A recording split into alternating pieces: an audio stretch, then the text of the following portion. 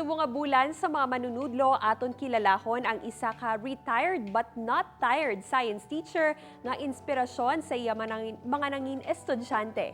Ini gitutukan ni Daryl Marie Sarmiento.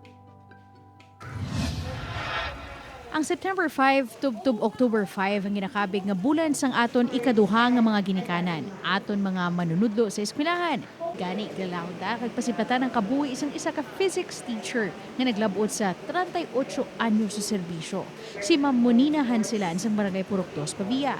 2021 nagretiro na ini kag nangin volunteer sa isa ka parokya sa Kulase Ahoy. Sa matag adlaw kuno panghimo sa balay kag pagsimba ang nakaandan sini nga himuon.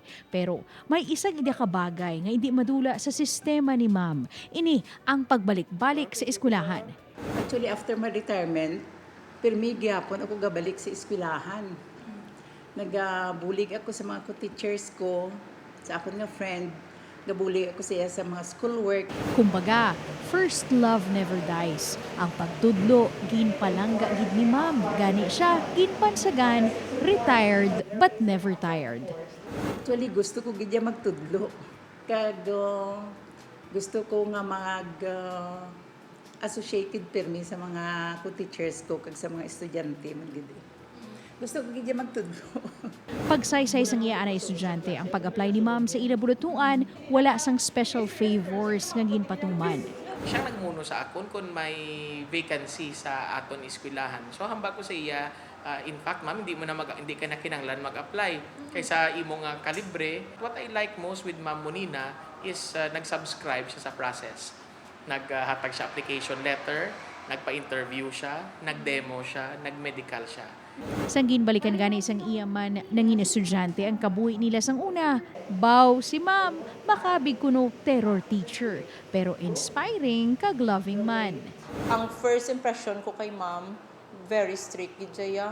Every time magsulod ko sa klase niya, do ginahilanat ko, ginakulbaan. Nakuha ko kay Ma'am being serious sa study. Gina-take it seriously ang pag-eskwela. Naka-focus gid.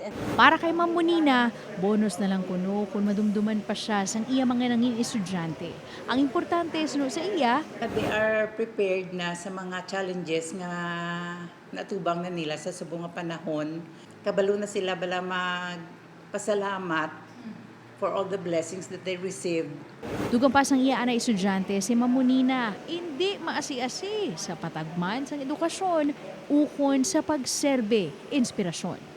No matter kung ano nalabutan natin sa kabuhi, we have to go back to the basics. Kagti si Ma'am Monina is one of those teachers who will always subscribe and trust the process.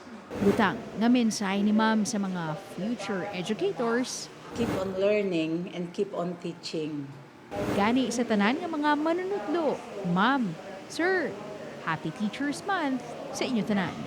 Upod kay Hans Desierto, Daryl Marie Sarmiento, One West Visayas.